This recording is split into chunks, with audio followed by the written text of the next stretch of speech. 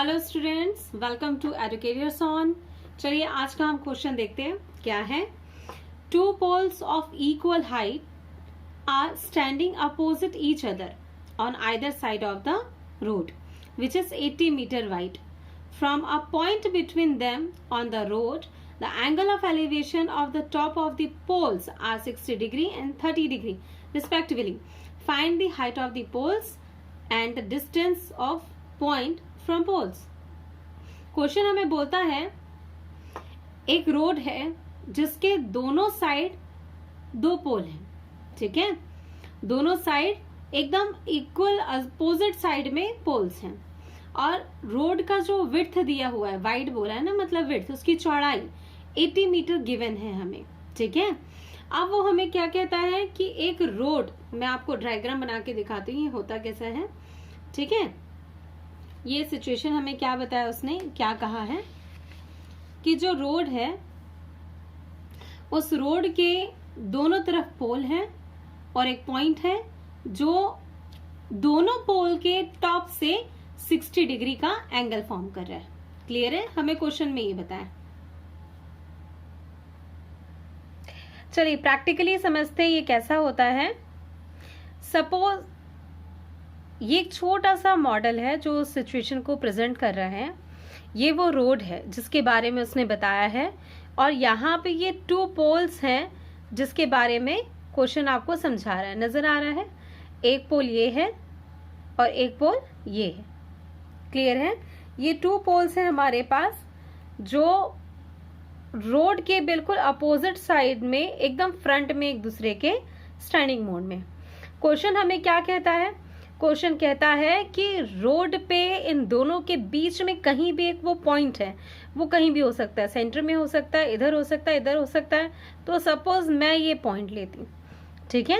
अब इस पॉइंट से इस पोल का एंगल ऑफ एलिवेशन, इस पॉइंट से इस पोल का एंगल ऑफ एलिवेशन, ठीक है।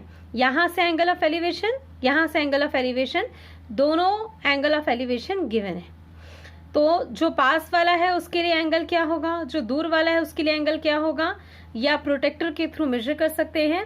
जो मैं आपको यहाँ पे प्रैक्टिकली समझा रही हूँ इसका आप ऐसा मॉडल देखने वाले, ठीक है। जब हम पढ़ेंगे तो कुछ इस तरीके से पढ़ेंगे। हमें दो पोल नजर आएंगे, बीच में एक पॉइंट नजर आएगा और एंगल्स फॉर्म्ड नजर आएंगे। क्लियर है? हम स्टार्ट करते हैं। जो वर्टिकली पोजीशन है उसका मैंने यहाँ ड्रॉ रेडी कर लिया है। ये वो रोड है जिसके बारे में हम अभी डिस्कस कर रहे थे। BC उस रोड को प्रेजेंट कर रहा है, मतलब इस रोड की जो विड्थ है जो मैंने आपको वर्टिकली दिखाया था, ये 80 मीटर ऑलरेडी हमें गिवन है। क्लियर है? ये दो पोल है, दोनों इक्वल हाइट के हैं, दोनों बराबर हाइट के हैं। मतलब अगर इसकी हाइट सपोज h है तो इसकी हाइट भी हमारी h ही होगी।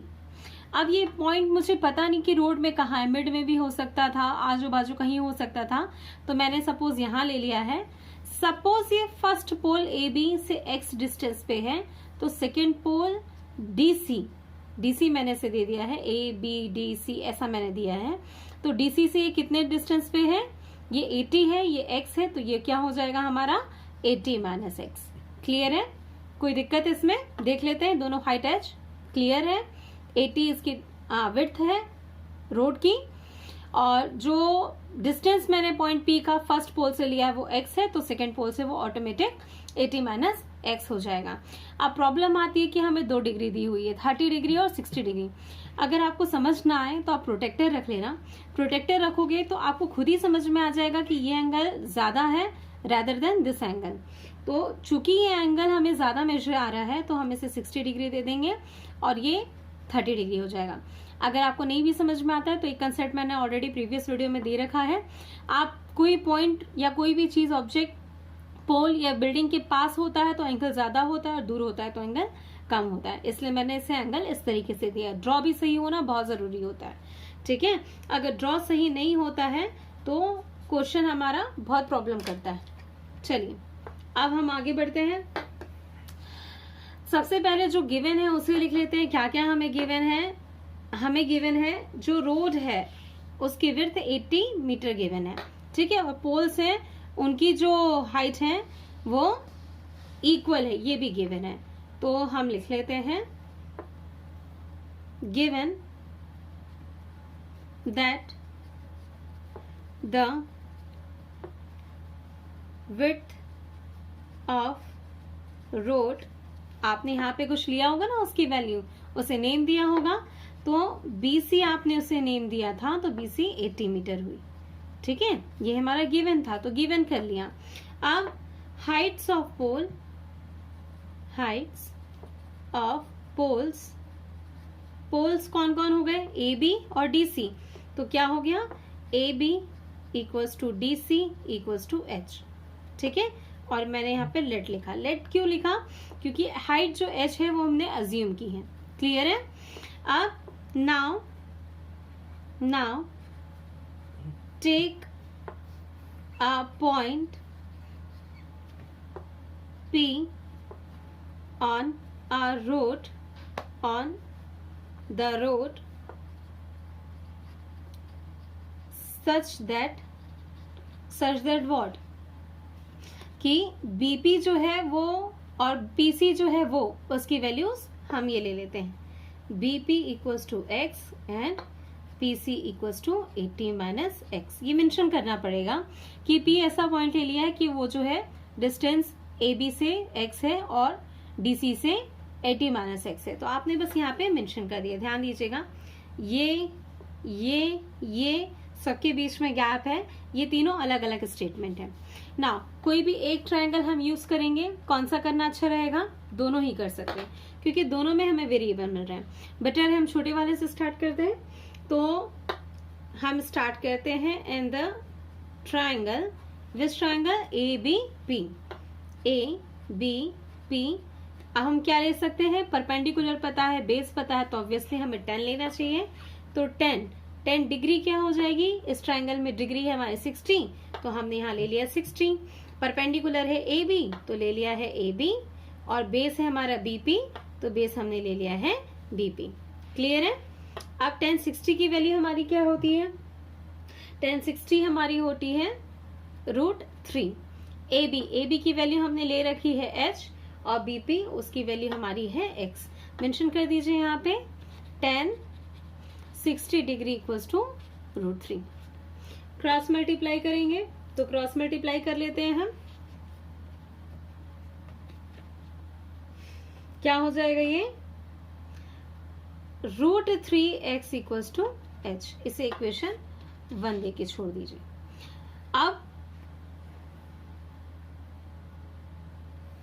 इन द ट्रायंगल, अब सेकेंड ट्रायंगल हम ले लेते हैं PCD। क्या हो जाएगा, हम देखते हैं हमारे पास ट्रायंगल में क्या क्या अवेलेबल है। अगेन परपेंडिकुलर और बेस अवेलेबल है, और डिग्री है 30।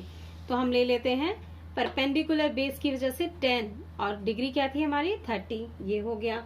और परपेंडिकुलर हमारा हो गया DC, और बेस हमारा क्या हो गया PC। वैल्यू पुट करते हैं।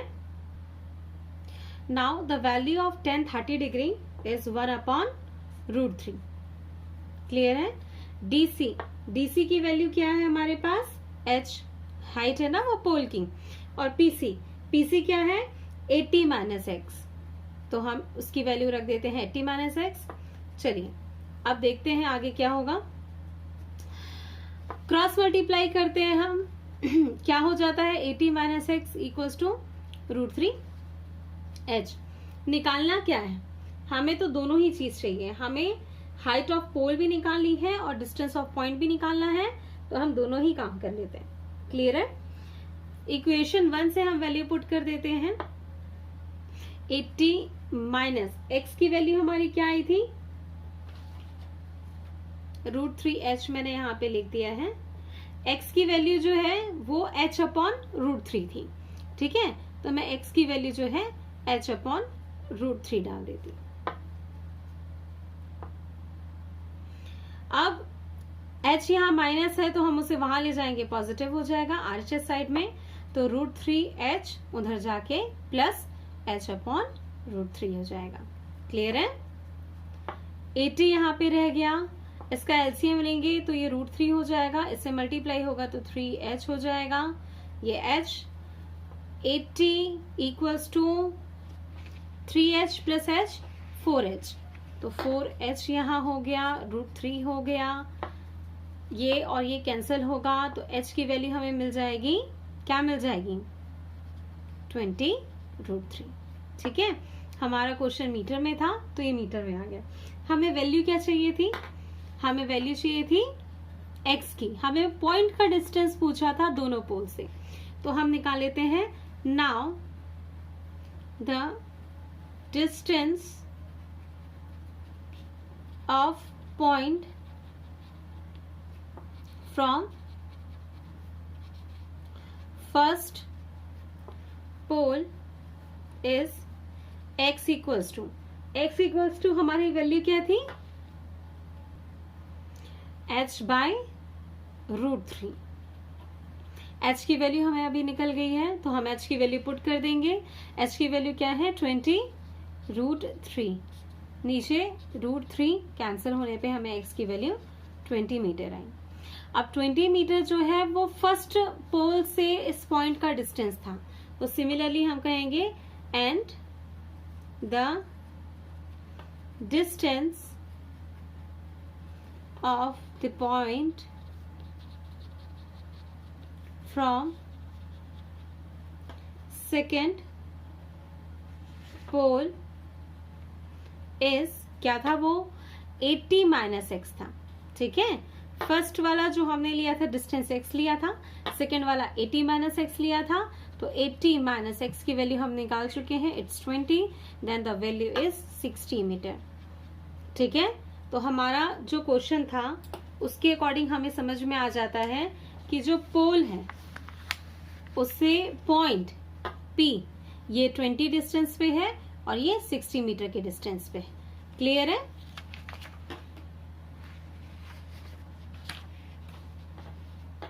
यही हमारा आंसर है। Thank you.